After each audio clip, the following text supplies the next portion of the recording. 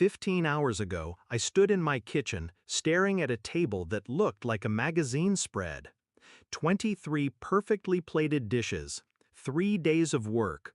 My daughter's hands were raw from chopping, my own shoulders sore from stirring. And then my phone buzzed. "Dad, we've decided to celebrate at a restaurant. It's adults only." Adults only. 3 words, a lifetime of bitterness, compressed into a text. I didn't call, I didn't beg, I didn't even ask why. I just told my daughter to put down the frosting bag and go take a shower. She didn't see the way my jaw clenched. She didn't hear the plan clicking into place in my head. You have to understand something about my family.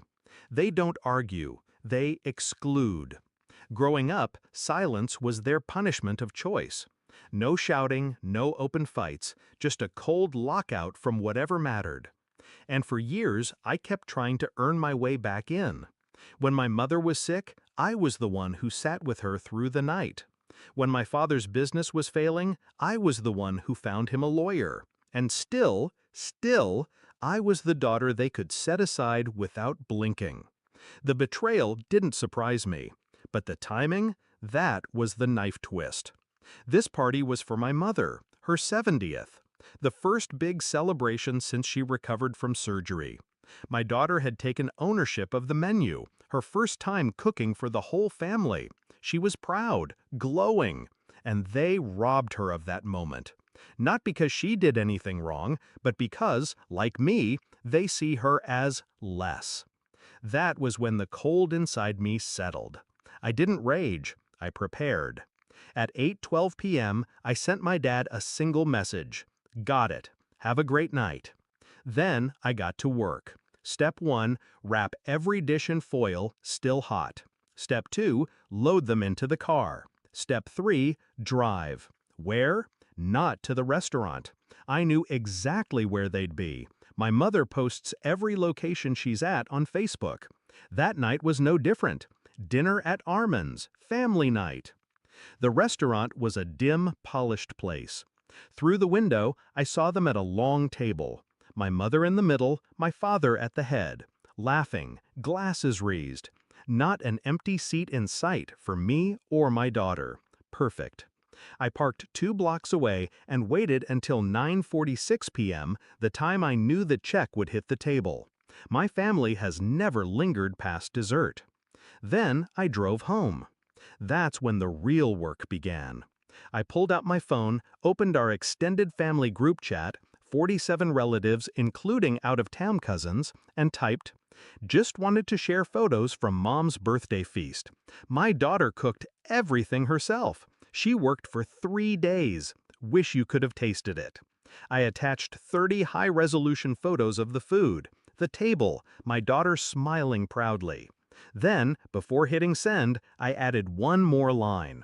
Unfortunately, Dad decided last minute the celebration would be at a restaurant, adults only, so we ate alone. But it was still beautiful. I pressed send. And then, silence. For all of 15 minutes. The group chat exploded. The first message came from Aunt Mara. "What? Why wasn't she included?" Then Cousin Lena. "Adults only? For your granddaughter on her grandmother's birthday?" Ping, ping, ping, dozens of messages, angry emojis, questions, outrage. I didn't reply. I didn't have to. By midnight, my phone was ringing off the hook. Not from relatives, oh no, from my father, from my mother. I let them go to voicemail. At 12:47 a.m., my sister texted, "Dad's furious, says you're making him look bad." I didn't answer. By morning, the calls had stopped, but the Facebook posts had begun. Cousins tagging my daughter, aunts commenting about how proud they were of her. The photos were everywhere. By noon, I heard from an old family friend that my father had been confronted at the golf club. "Why didn't you invite your granddaughter?" By dinner, 3 of his closest friends had liked my post and commented with things like, "Shame on you."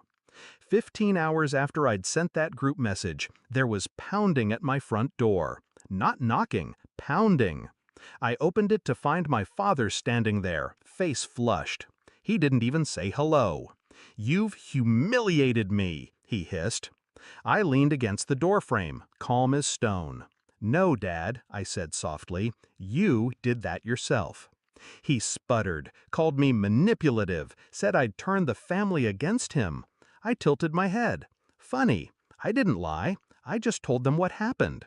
If the truth makes you look bad, maybe it's not me who needs to change. His jaw worked like he wanted to spit fire, but there was nothing left for him to burn me with. He left without another word. The next day, my mother called. Not to apologize, of course, but to smooth things over.